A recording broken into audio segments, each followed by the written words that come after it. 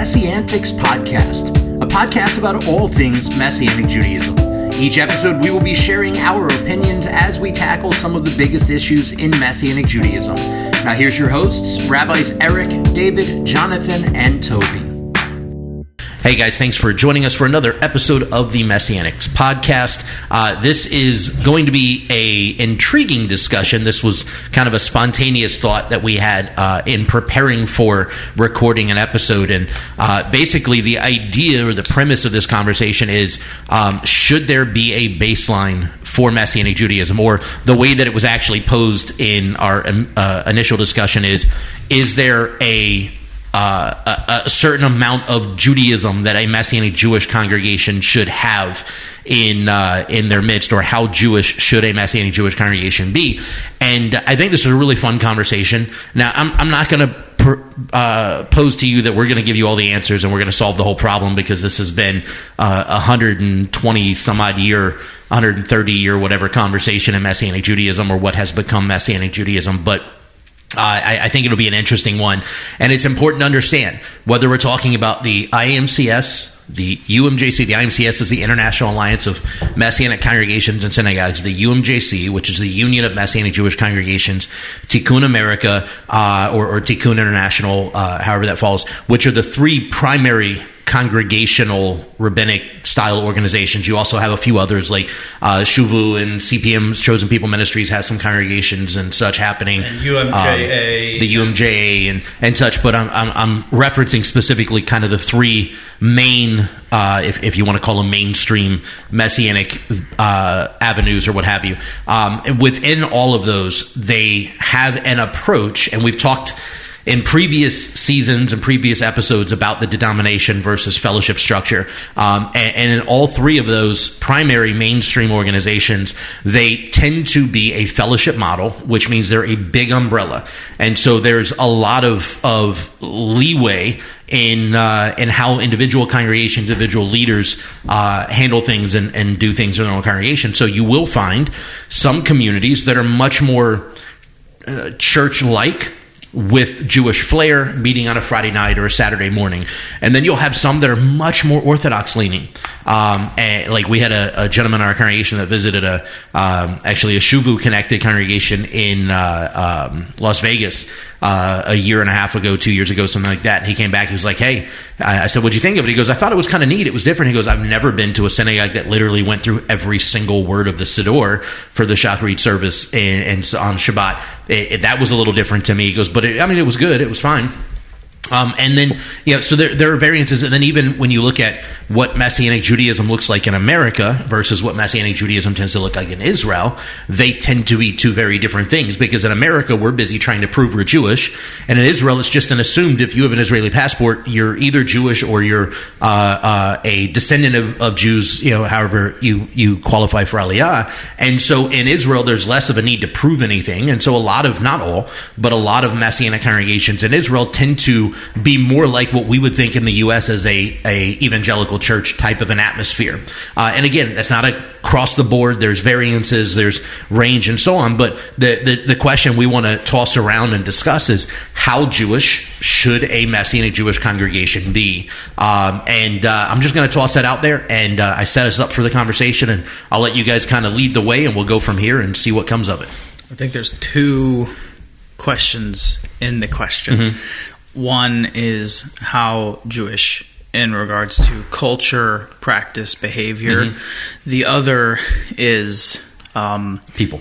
Presence of people. How many people who are actual like Jewish ethnicity are within the congregation? That one I think is kind of funny, because in the words of Gabriel Rutledge, the leader of Dothan Messianic Fellowship, the Torah tells us not to count the people. So there is that.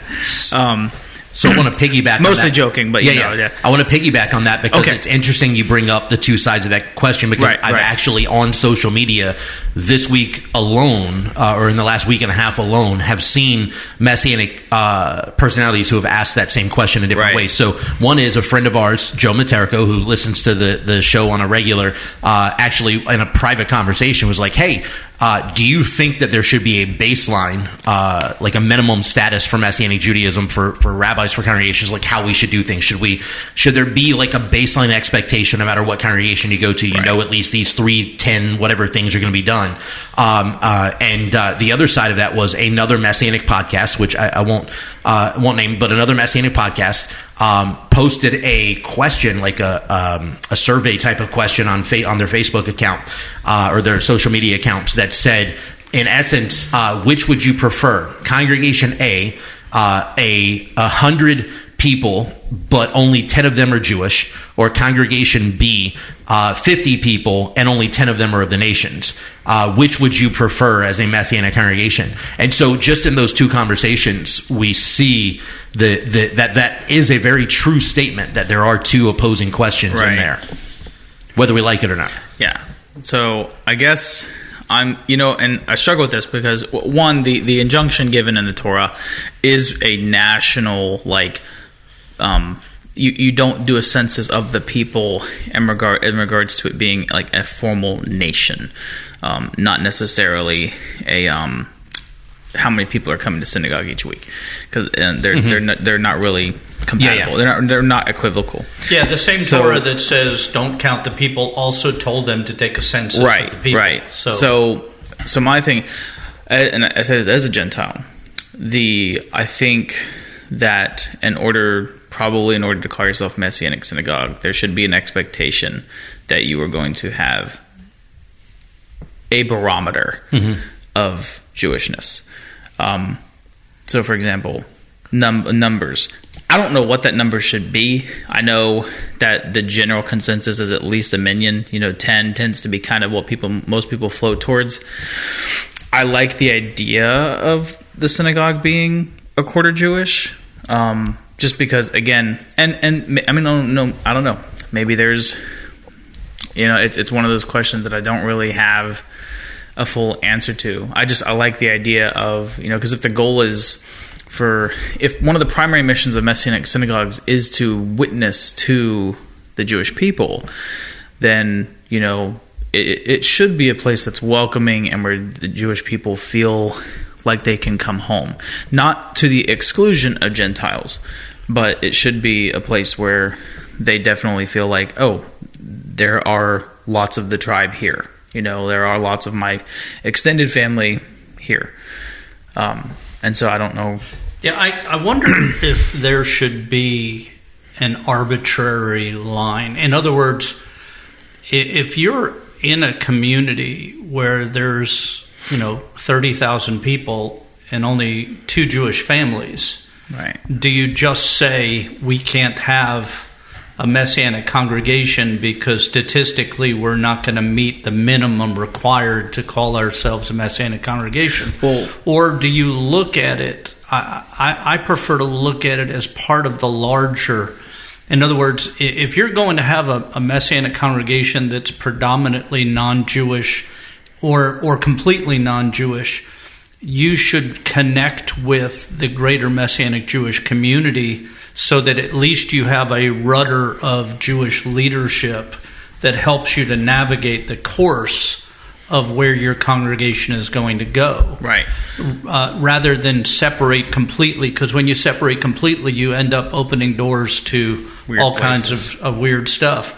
But so I don't know that, and when you consider that the people of the nations are supposed to incite the Jew to jealousy, if you tell a group of non-Jewish people that they can't worship in a synagogal atmosphere and they can only worship in a church until they have enough Jewish people to call it a synagogue, then you effectively make it that you can't start a synagogue unless there's enough Jewish people starting it to then be a light to the Jewish community to have them. And I wouldn't prevent, like, even if I had, like, let's say you had a board of like 10 or 15 people of the nations who felt called to, living a Messianic faith, and they came to whether the IMCS or the Union or whatever and said, hey, there's no Jews among us, but we want to start a congregation that's going to open up that door for people to come to faith in Messiah, and whether they be Jew or Gentile, come to practice. I wouldn't want that to be prevented. But I also think that, maybe, should you call yourself a congregation versus a synagogue until you have a certain number of Jewish attendees? Or because the only reason I'm asking that is because we've actually, like, on Google reviews, we have that accusation level in our synagogue. Whereas, like, you're not primarily Jewish. How dare you call yourself a synagogue? Blah blah blah, whatever. And that's okay to a degree. That's fair. Like, I'm like, but if we are majority Jewish, would you call yourself a synagogue? And not even majority, but whatever the baseline is determined by. So I think here's where the question actually should land. The reality is that, and I talked about this the other night at the Unity service, right? The reality is we can do everything we want to appease the Jewish community and make them comfortable with us, and it's never going to work short of us renouncing Yeshua. Right. So the question shouldn't be, do we call it a synagogue or not based off of the number of Jewish people in the congregation? The question should be, do we call it a synagogue? Because the assumption is that there is a presupposition by the word synagogue that it's going to be primarily Jewish, right? Well, there's also a presupposition by the word synagogue that you're never going to hear the name Jesus. That you're never going to hear about Yeshua, right? So then the question becomes less about the number of people. If we're trying to determine whether or not we should calculate it as a synagogue or not, the question isn't about the number of Jewish people in the congregation. It's not about the DNA of the individuals. Right. Just the fact that we believe in Yeshua, as far as the Jewish community goes, already eliminates whether or not we should call it a synagogue. And I understand that, and also I agree. I'm also thinking, again, even in church conferences and councils, like, you do have different levels of, like, associate church, honored associate, different churches that maybe it's not related to maybe it is related to their giving status, but maybe it's also related to how connected they are to the group. They have different titles. So, if the purpose of this discussion is, should there be a baseline, then what do... Well, this is a standard in the UMJC that already exists. Right. I don't think the IMCS has a standard like this itself, but the UMJC standard is you've got 3 levels of connectivity. Now, you've got 3 levels of connectivity. One is a full congregation, which means you have at least 10 Jewish people in your congregation. One is an associate congregation, which means you have less than 10 people in your, or more than 7. It's between 7 and 10. If I remember correctly. So I didn't know there was a minimum. Between 7 and 10 in your congregation. And then the third is an affiliate congregation, which doesn't require any Jewish attendance. It's Messianic congregations that are in areas with very few Jewish people, churches that have a heart for Messianic Judaism that want to run alongside with us, etc. That's their connectivity, their connective tissue is as an affiliate status, and there are different expectations and so on that go with that. Now, in terms of the UMJC with regards to the voting status and such, affiliate congregations have no vote. They can have invited voice, but they have no vote. The associate congregations have 1 vote, and then the full congregations have 2 votes. The votes are equal. They amount to the same. It's not like an associate vote is lesser than. It's just that a congregation that's at the associate status doesn't have 2 votes. They only have 1. And then the full status has 2 votes. So there are, at least with the UMJC, there are those tiers that exist within that, and so on. Yeah, and I like that idea. Because, at the end of the day, again, I say this, I'm a Gentile. Rabbi Toby and I are both, Gentiles. We are walking alongside the Messianic Jewish world. We're walking in it and among it, with it. And there's, we have, we're doing a podcast that's listened to by, at least a couple hundred people, I imagine, in the Messianic sphere. So we do have a voice. I do think, of course, when it comes to the direction the world goes in, especially with voting, I think if you're a full congregation, then you have more say because you have more people, and maybe not more attendees as a whole, but you have more. It's Messianic Judaism. It's a Jewish movement. It always was a Jewish movement, and they should be able to guide, again, with grace, with the Holy Spirit, guide the direction that it goes in. And we should support that. And I mean, obviously, by virtue of the fact that I'm here, I support that. Yeah. So, yeah. So I think that there being kind of two assumed questions to the overall discussion, the reality then becomes, how do we define the baseline that you should experience? Because, for instance, in the Baptist denomination, the Southern Baptist Convention, whatever, typically speaking, you're going to have somewhat similar services no matter where you go. I mean, some may be a little more modern in terms of like the lights and the presentation and the music and what have you, but generally speaking, pretty similar status. You go to a Church of God church or a Church of Christ church or whatever. Assemblies of God. Pretty similar services. You know what to expect when you walk in the door, right? They may have variances on their flavor or whatever, but you know what to expect when you walk in the door. However, when people come to me and in our congregation, for instance, and say, hey, I'm going to visit this particular area, is there a congregation you would recommend in that area? And I go and I look at the IMCS website, the MJC website, Tikkun, see what congregations may be close by, and I'm trying to like factor in what's going to be a good experience, what have you. There should be I think there should be an expectation that when you walk in the door, there will be some key things that should be staples that are identifiable as a Messianic congregation, whether they're calling themselves a synagogue or not, or what have you. There should be some key things. But with that, the reality too is that there are those in Messianic Judaism who are very adamant about the number factor of how many Jews are in a congregation and so on. Right. That also will say that there are certain aspects that Gentiles shouldn't participate in. So if we're willing to have that wide of a variance, how do we then define who can and can't do what congregationally? So that, for instance, if somebody's going to an area that doesn't have a heavily Jewish populated area, they have a Messianic congregation. That Messianic congregation is 99% Gentile or 100% Gentile.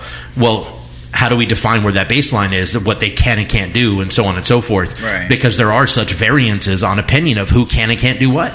There are those in Messianic Judaism that are very adamant that talitut and interacting with the Torah scroll and wearing a kippah and all these kinds of things, those are for Jews only, and Gentiles should never cross that line.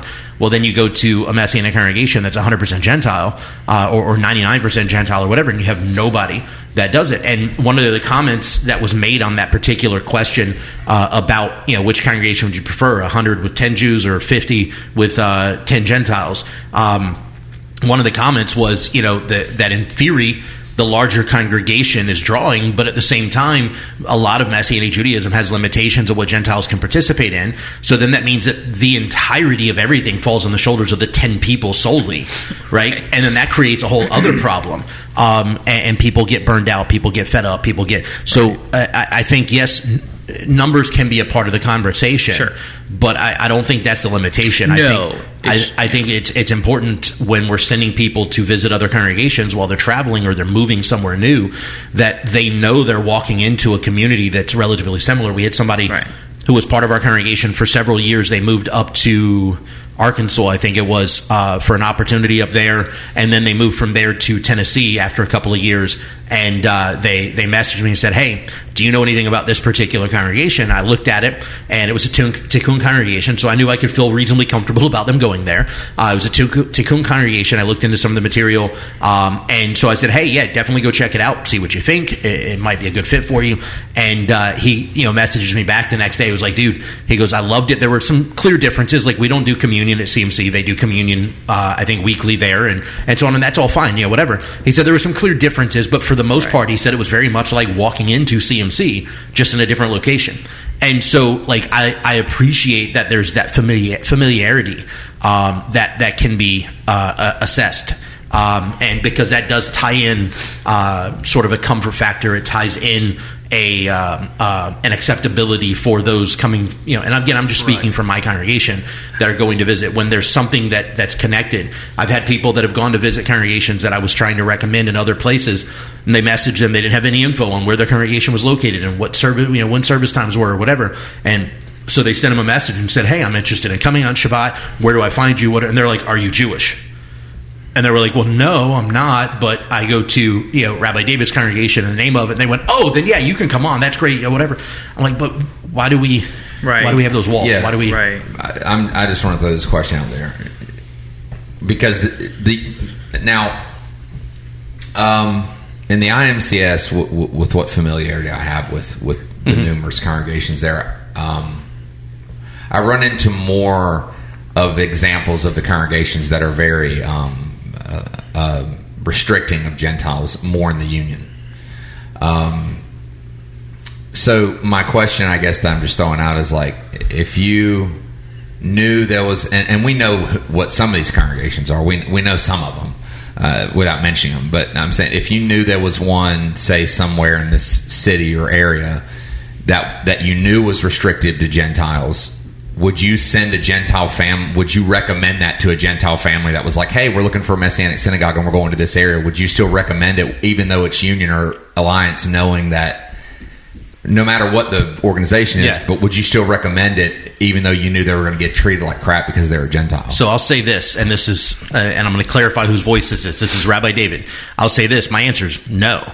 I didn't. Okay. The congregation I recommended this person visit when they were traveling, and they mail, "Are you Jewish?" I didn't even know that was their opinion. I didn't know that was a thing. No, I mean, I was really asking as a general thing. Oh no, I get you. And so there have been people traveling that I said I don't recommend a congregation, or I'll caveat it and say this congregation is a part of an organization I'm familiar with and I'm comfortable with, but I don't agree with the way they do everything. So please go into it. If you're going to go visit, go into it knowing that there's this difference here. I like that last response, especially because, like, and I guess I misheard what your question was asking because I forgot the traveling bit was a part of it.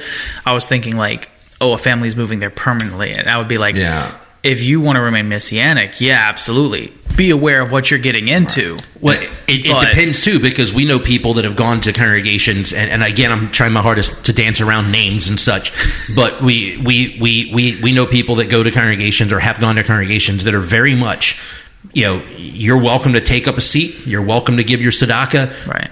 But you're a Gentile, you're never going to participate in anything past there. Right? And unless... And for me, unless you go through conversion, which, and for me, and I'll be perfectly honest, I would rather you go to a church where you're still getting fed and do Messianic Judaism on your own in your own home than I would you go to somewhere that's going to beat you down because you don't have the right DNA.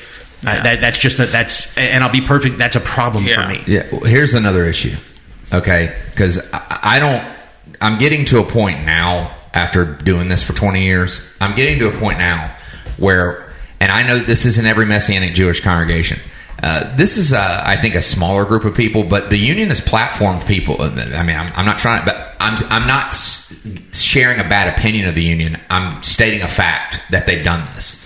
They've platformed guys that believe that you don't even have to, that Jewish people don't even need Yeshua. That, it's great if they have him, but if they don't, they're fine anyway. But you Gentiles need him. But do you know what I'm talking about? What is that called? What do they call that? Mediation? Bilateral ecclesiology or whatever. Unrecognized mediation. Okay, whatever. Now, there are people in the union that believe that, right? There's at least one person I know of. Okay. But he's been platformed, too, by the union, right? Yes. I mean, okay, so here's the thing. If you're going to platform somebody like that, don't get mad when Jewish people feel like they don't have to show up to your congregation. They're like, well, I'm not going to go to Messianic. Well, I mean, I'm fine, And if you believe in unrecognized mediation or whatever it is, you're definitely not sharing the gospel with Jews because you think they're good. So that right there in itself is going to hinder even evangelizing and bringing Jewish people into synagogues to even have them in there. So I'm just saying that's another kind of overarching question too. If we want to talk about why we're not getting Jews in Messianic synagogues, there are some. I mean, I know we'll know at least one person, but there are some people that believe, well, they're fine anyway. Yeah, it's the way we look at things with like immunization. If I tell you need this vaccination to live, to make sure you don't die, okay? But then I tell you, well, this group doesn't need to have the vaccination because they have natural immunity. Right. Well, then none of those people are going to come to your doctor's office to find out what the immunization is or get the vaccination. If you tell Jewish people that this whole group of people here, they need Yeshua because without him they're all lost and separated from God and all that. But you Jewish people, you can get the vaccine if you want to, but you really have natural immunity. Right. So there's, then why in the world would you even, I'm not taking a vaccine if I have natural immunity. Why would I bother with that? Right. And so if I'm okay in my conservative synagogue or my Orthodox synagogue or my Reform temple, and I'm okay because I have natural immunity to it, then why would I bother getting? I mean, it's a ridiculous way to say it. But anyhow, so we've talked a little about what makes a Messianic synagogue Messianic. And I just want to say, just not to interrupt, because I didn't really weigh in on what I think a guideline should be. I think it's very difficult. Do you know how many people have come into even CMC and they say they're Jewish, and I'm like, okay, how do I know? Right. I mean, I ran into a guy at a thrift store a few months ago, and he saw my tzitzits, and he was like, "Hey, so are you?" And I said, "Yeah." I said, "Well, I attend a Messianic synagogue." He goes, "Well, yeah, I'm Jewish, but I mean, I don't do Jewish stuff, but I'm Jewish, man, because my grandma was married to this guy, and he was friends with this guy." I'm like, how many? So how can? So I think baselines even are dangerous. Are we going to start DNA testing everybody? Right. Well, I mean, beyond that, are we going to do like they did in the book of Galatians, where they go into the bathhouse to check and see if they're circumcised or not, in order to then justify whether they're Jewish or not? Have to look at the peepees. So there's. So like I read that story once. Yeah. So there's this idea of how Jewish does a Messianic synagogue have to be a Messianic synagogue. And we've talked about how many Jews would be, or if there should be a limit of that, how many Jews. But I also want to talk about the practice. For instance, I've been to Messianic synagogues where they would not play a song in their worship unless it was written by a Messianic artist, or had a certain amount of Hebrew, or whatever. Does a Messianic synagogue have to use Messianic worship or Hebrew songs in order to be considered a Messianic synagogue? I would say no, because if that were the case, you're going to pretty much do the same 20 songs for the next 30 years. I mean, there's more than that, but the reality is there's a very limited availability. But just because it wasn't written by somebody in Messianic Judaism doesn't mean it doesn't have a Messianic bit to it. Yeah, I mean, there are songs that I've played had worship team play it because I don't play. But that the worship team did at my synagogue that I sat there listening to and was so touched by. And in the back of my mind, it was like, man, I wish that was written by a Messianic Jew. Not because... But let's be honest, because, and I love Paul Wilbur, but there's a significant amount of songs that people know Paul Wilbur for that were written by Christian artists. Right. So that he plays and he made famous, but aren't written by, he made famous in our circles. Right. Days of Elijah, though, is pretty much famous throughout the world. Yeah. And then when you talk about, for instance, one of the most famous Messianic songs is How Great Is Our God by Joshua Aaron, as far as worldwide known.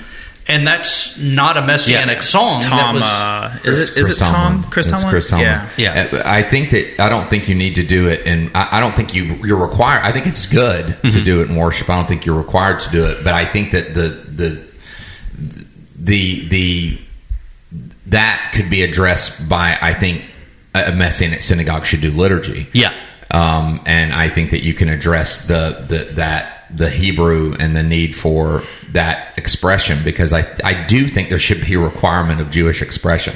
It's just when you get into it's just when we get into like race and stuff and ethnicity and all that. But I think it gets too dicey. But I think that there should be liturgy. So I don't think the worship has to be right.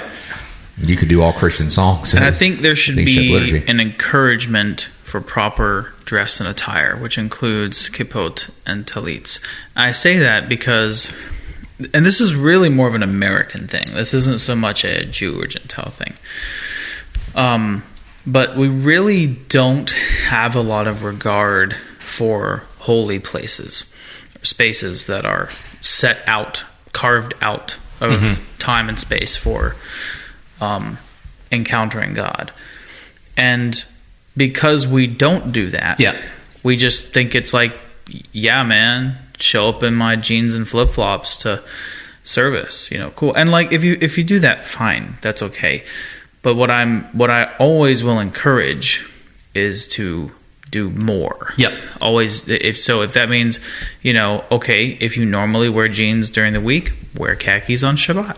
If you normally wear khakis and a button down during the week, throw a blazer on Shabbat. Wear a talit. Even if you don't wear tzitzit all throughout the week, even if you only wear them during prayer times, wear them. Wear a talit on Shabbat during service. Wear a kippot. I think we should never try. The goal should never be like, what can we get away with not doing? Right. And I think we need to also determine the difference between Jewish and Judaic. Yeah. Jewish is an ethnicity. Judaic is a lifestyle or a way we do things. You can not be Jewish and do Judaic things. You can follow Judaism without being Jewish, and that's a determination that we have to make. Even if you go to Israel and you go to if President Biden was to go to the Western Wall, if he was to make a trip to Israel and go to the Western Wall, they would put a kippah on his head as he walked up to that wall. So, and when you see pictures of people like Trump when he was there or Clinton when he was there, these are non-Jewish people that the rabbis at the Western Wall, the most holy temple or synagogue that there is, and they have no problem at all with a Gentile wearing a kippah coming into that sacred space. And we should not either. There should be an understanding that a non-Jewish person can participate in a Judaic aspect of worship without it affecting their culture. Yeah. In the same way, and I was talking to someone the other day about this, that if you're an Ashkenazi Jew or a Sephardic Jew or a Yemenite Jew, each of those has a distinct culture, but their Judaism is connective. Right. And an Ashkenazi Jew doesn't have to become Sephardic in order to be part of Judaism. Yeah, right. He doesn't change his culture, and non-Jewish people shouldn't have to change their culture as long as it doesn't contradict biblical tenets. And the truth is, non-Jews in a Messianic congregation can participate in things like wearing a talit and a kippah out of reverence of the Judaism that they practice, right, without there being a necessity for them to feel like they are somehow Jewish because of it. Right. And I think that's and in my conversations about Jew and Gentile, which, like Joe Chernoff had the song Jew and Gentile, one in Messiah, right? That's that big thing. But when I've had conversations with people about Jew and Gentile and Messianic Judaism,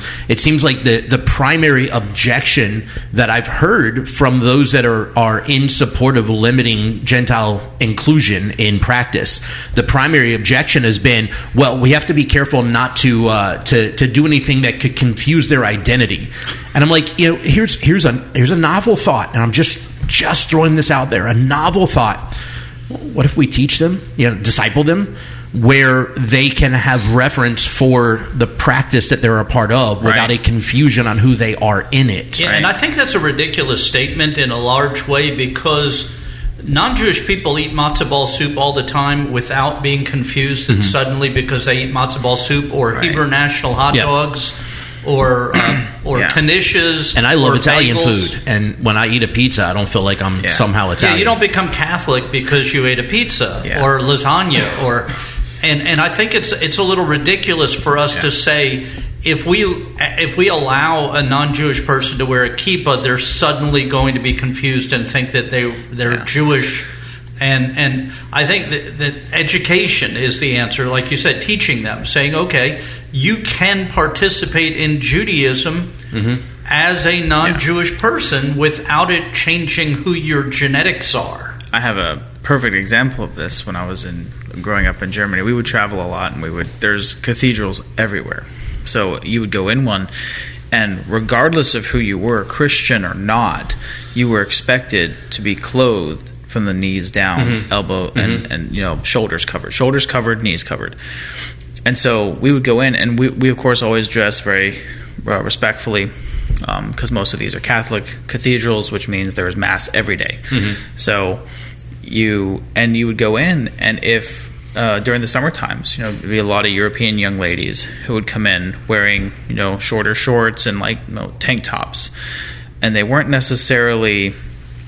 We had no idea if they were Christian or not. Yeah. But the security guards would meet them at the front and would give them a poncho and say, "You are to wear this the entire time you are in this building." So there is an understanding of reverence for a place that is holy, a place where God is worshipped. And I think that's a baseline that we should have, is that you are expected to dress for worship. Yeah. And here just happens to be a Judaic way of doing that. And so here's how we do that. Even if you choose not to wear a talit or kippah, we encourage you to. But even if you don't, we expect you to wear what we would say back in the day, your Sunday best. Yeah, so all of that is, so we've talked and we said, should there be a minimum amount of Jewish people in order to have a synagogue? And the consensus is not necessarily. No. Then we talked about, do you have to do messianic worship in order, songs written or sung or made famous by a messianic artist that has a Hebrew component? And the answer is no. Toby brought up, does there or should there be liturgy? And I think there should be. I think we consensus is liturgy of some kind. Needs to be, whether it's just saying the Shema and a few other prayers, Mi Chamocha, Hodu, something simple, or whether it's an extensive liturgical service. The liturgical connection, that content needs to be a part of the service. There's a certain degree of continuity that has to exist, right? Or should. Well, okay. So let me ask this question then: should a Messianic synagogue, in order to be called a Messianic synagogue or a Messianic congregation, have a Torah? So I should have a Bible at least. I would say in an ideal scenario, if they're having Shabbat morning services, especially in an ideal scenario, I would say yes. But I also understand that there are financial constraints, and so there should be an allowance. Now, I also, to that end, I think we understand there's financial constraints to purchasing a Torah scroll, and so the organizational side of things, like our the UMJC, IMCS, whatever the main fellowship that we're a part of, or denominational type of thing that we're a part of, there should be some sort of program established in which those that are able to put money into for the purpose of helping congregations finance things like that are necessary. Hey, there's a new congregation I don't mean finance in terms of pay payments. I mean help them get them. Yeah, well, there's a new congregation in XYZ city. We're gonna raise money to help get them a Torah scroll, and then all the other congregations, pitch in whatever. I know we both started congregations from ground up, and had no Torah scroll for the first little while. We didn't have a Torah scroll for the first year, I think it was, of CMC. What we did was, when we didn't have a kosher Torah scroll, we bought a Torah scroll that was a scroll, and it had the full Torah on it, but it was printed on paper. Right. Yeah. It was not the same. But we did that with a expectation and a longing. Mm-hmm. This is a temporary thing, so we have something until such a time as we can get what our heart's desire is. So there are ways. I think it was less than $100. You can get a scroll that's printed that may not be a kosher Torah scroll, but it is a functional scroll that you can use. Before we got a Torah scroll in the early days, I used to joke with my wife and tell her I was just going to pull up an image of a Torah scroll on my iPad and process it around. And she was like, "You do that and I leave." So, Danny for the win. I think a Torah service is important. That's another thing I think you should do. Obviously, you should meet on Shabbat, whether it's Friday night or Saturday morning. So I think those things are important. I think you should do the holy days, the Moedim. Yeah, I think those are a requirement in some, at least a recognition of those things. Okay, so the last aspect, which I know some people consider this the most important aspect of a Messianic synagogue, is should Messianic synagogues have an Oneg Shabbat?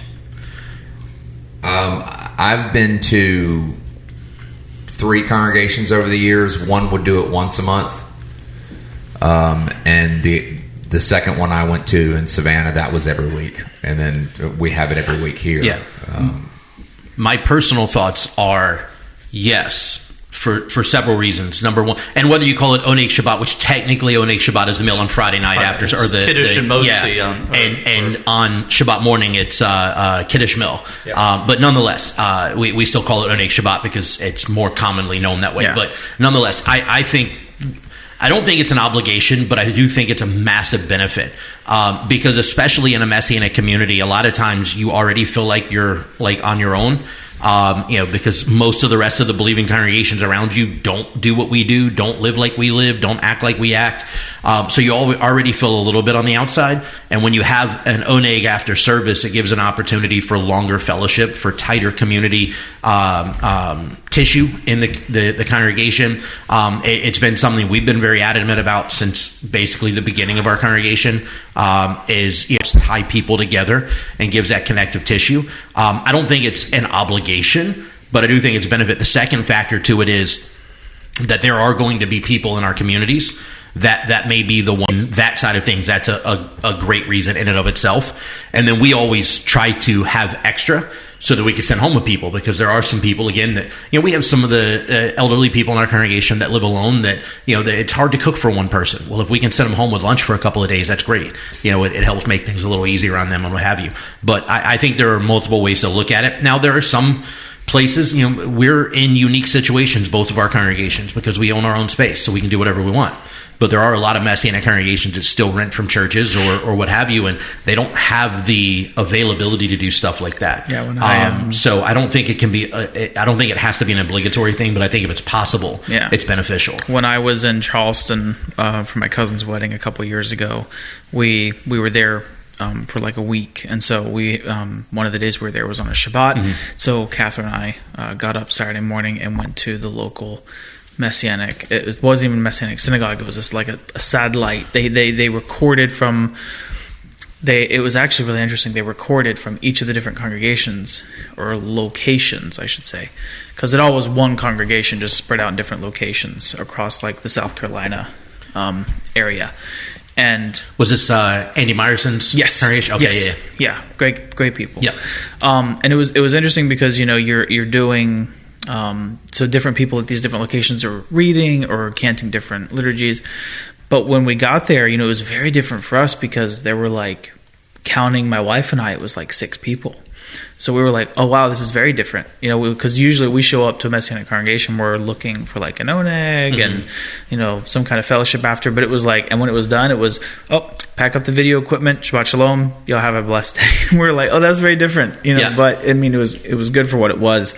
But again, some places just aren't in the place, either financially or spatially, to be able to do oneg. Okay, so one last question from me to the three of you is the think tank. If you had to have one aspect to call it a healthy Messianic congregation, would it be A, having a contingent of Jewish people, B, having Messianic Jewish worship, as in songs and stuff, C, liturgy, or D, community and fellowship? Well, if you could only have one of those things. Community.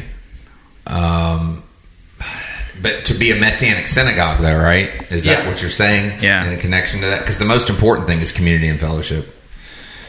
So it's kind of like, if I'm leaning towards what I think the most important thing is, because I think the most important thing to God is people. So, but if you want to consider it Messianic, then I would have to say a liturgy / Torah service, because worship and the contingency of Jewish people just, to me, is not. Yeah, because we could find good fellowship at a lot of churches. Like there's a lot of churches that have really good communities, and in some cases even stronger communities, just because of size and prevalence over time. So yeah, I mean, I think I'm going to have to say, I would say the liturgy, the worship. That's really the thing that really makes a Messianic synagogue different from a lot of evangelical churches, Yeah. because it's not just the expression of the songs and the prayers, but it's in the theology behind why we say the certain prayers and songs. Those are the things that really make us distinct as Messianic. Because again, the numbers thing, like, there's really no way to like quantify it. Yeah, it just really kind of. I mean, even if somebody says they're Jewish, you're really just taking it at face value. Exactly. Yeah, and I'm not trying to sound offensive to Jewish people, but I'm just saying Right. that you could have 10 Jewish people or 50 Jewish people at your congregation, and 25 of them could just Right. be really unhealthy, Right. not good people. Or you have like guys like third generation British Israelite, but he doesn't know that. Like his grandfather was a British Israelite, and so he just grew up quote unquote being Judaic, and is like, oh yeah, I'm Jewish. And I'm going to go ahead and tell you, and I'm not going to go too off on a big tangent, but I can go ahead and tell you that I have definitely witnessed one situation where a person was absolutely gossiping and just horrible at a congregation and sowing division, and because they were Jewish, they definitely were able to like wiggle out of it. Right. Because, we don't want to lose the Jewish people. You know they're Jewish, right? I'm like, that doesn't give them inherent righteousness. Right. I mean, that's the whole gospel. But yeah, so that's why I think, again, just speaking to why I think you can't quantify just because you got Jewish people that makes you a solid Messianic synagogue. And again, community and fellowship. I've been in churches where we had wonderful communities and fellowship. I will say you do feel a little closer in Messianic communities, but again, that's only because of the stress factor of you being more rare than like being Catholic. I would say I can't, in good conscience, take only one. I would say that the liturgy is vastly important because it's the continuity with the rest of Judaism, but it is also Jewish worship. So if you can't do live worship, liturgy covers the basis. Right. But I also think that the continuity means nothing if you don't have the community. So I think C and D have to go together in order for it to be a healthy development of a community. Yeah, and to answer my own question, I can find Jewish people at a traditional synagogue. I can find liturgy at a traditional synagogue, and I can find community at a traditional synagogue or at a church. But Messianic worship, where you're praising and honoring the Messiah, where you're worshiping, that's something you don't find other places. So if I were going to say what was most important, you can say the Shema. You'll hear that at any conservative, Orthodox, or Reform synagogue. But something praising Yeshua, something worshiping and honoring the Messiah, is something that's only found in that format in a Messianic congregation. So that would be my thing. And I hope this has been at least entertaining to you, if not helpful or informative. And if you have any questions or thoughts or comments, please post it in the comment section on whatever podcast format you're listening to this at, or on our social media. So thank you again, and God bless. Thank you for listening to the Messiantics podcast. Make sure to subscribe so you can be notified every time we drop a new episode. And be sure to follow and interact with us on social media at Messiantics Podcast.